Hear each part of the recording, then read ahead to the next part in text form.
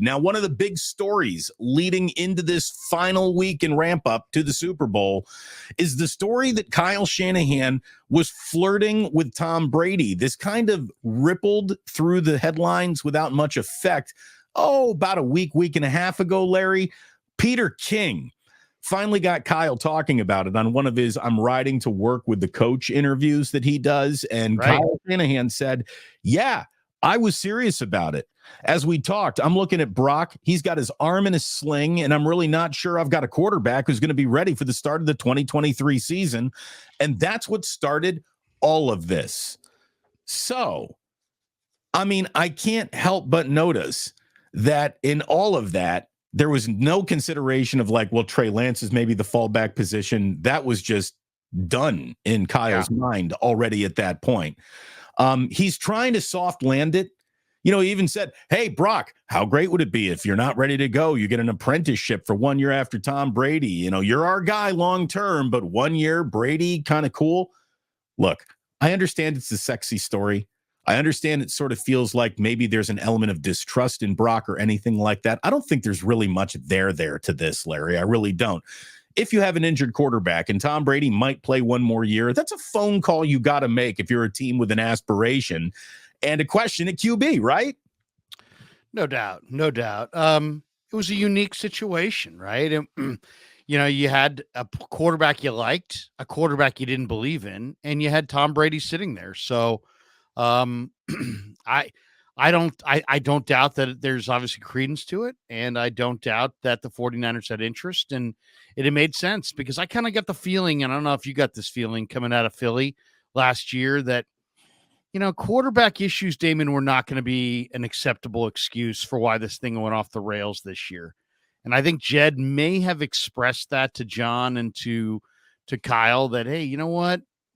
You know, do whatever you need to do and tell me what check I need to cut and, you know, this and that, because let's not have another year that's derailed by the quarterback. So they knew they liked Brock. They knew they didn't trust Trey.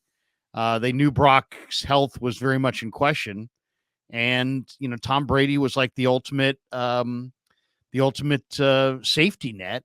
And then, you know, it wound up being Sam Darnold instead. And of course, the whole story got reversed once Brock proved his health and got on the field right away. And in a lot of ways, they may have dodged a bullet because let's be honest, Tom Brady would have been 46 or 47 this year. And he didn't look good in his final year. And I really highly doubt they could have done it this year with Brady. I mean, not to doubt the great Brady, but, you know, Father Time wins all battles.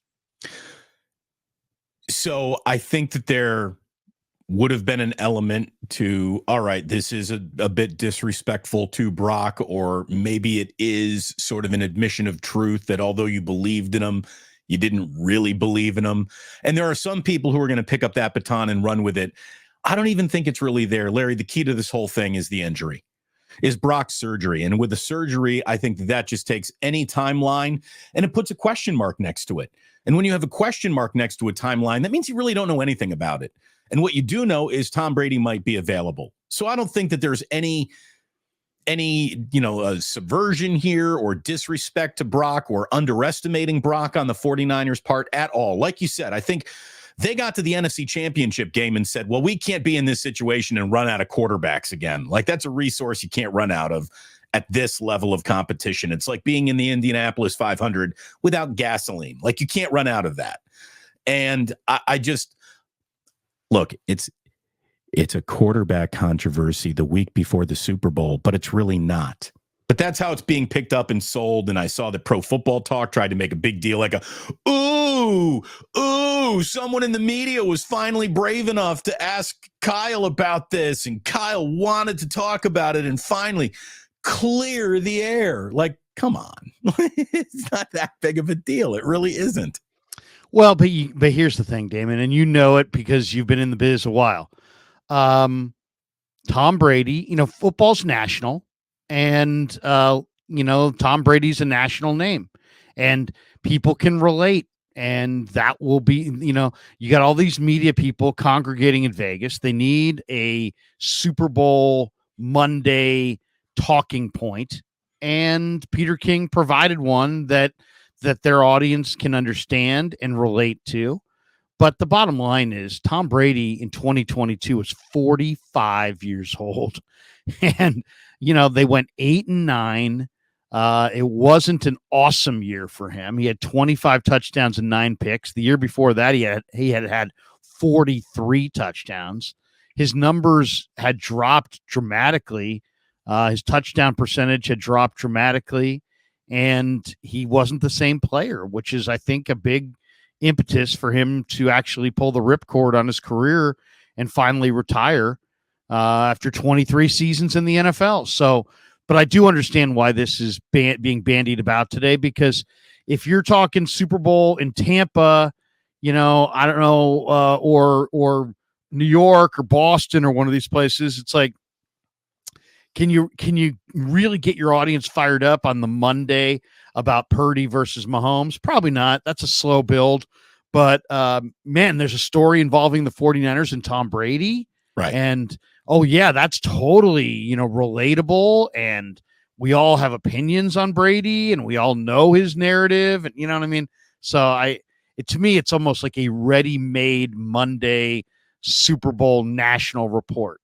Did you read the article? It was either from last Super Bowl or the one before that, where I think it was Brian Curtis on The Ringer, or it might have been Kevin Clark when he was with The Ringer, but somebody wrote the opus of how Media Row works and basically broke down into the author realizing that he's more of a Wednesday Super Bowl week guest than he is a Friday Super Bowl week guest.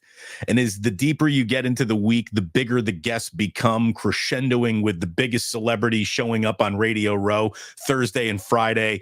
And, maybe you're a Monday guest, which means none of this is important yet. The least of celebrities are walking around the row on a Monday. And it was a very, very, how about this? It was a good column. I think if you read it as just a person who is just reading a sports article, if you worked in the industry like us, the thing read like the gospel and the truth. Like it was, that's exactly how Radio Row works. And you're picking guests and you're thinking, all right, this guest really fits today's show, but tomorrow we're definitely looking for a bigger brand of guest. By Wednesday, every single host on Radio Row will have turned to their producer and said, all right, it's time to get serious now. We're not doing any interviews with the poo-pourri girl or the dude with the sandwich or anything like that. There's, we're now talking Super Bowl and what's going to happen. And you're right, Larry. This is a perfect Monday Super Bowl story. It's an easy entry point. It's the bunny slope of talking Super Bowl, and it's the perfect Peter. Look at it this way. Peter King is a rascally rabbit. He knows exactly what he's doing. He might have had this story on Wednesday of last week. He knew it was a perfect Monday Super Bowl story, and he saved it for it. Yep. No, this is a guy who's done it before. Jay says, good one from Jay here. He says, Larry is a Friday guest for sure. I was thinking, Larry, of what we are. I was really thinking, and let's be completely honest. Neither one of us is opening a movie, nor does either of us have a network show that we're promoting. We're not Friday guests, but because we know the Niners and this game, we're Thursday guests.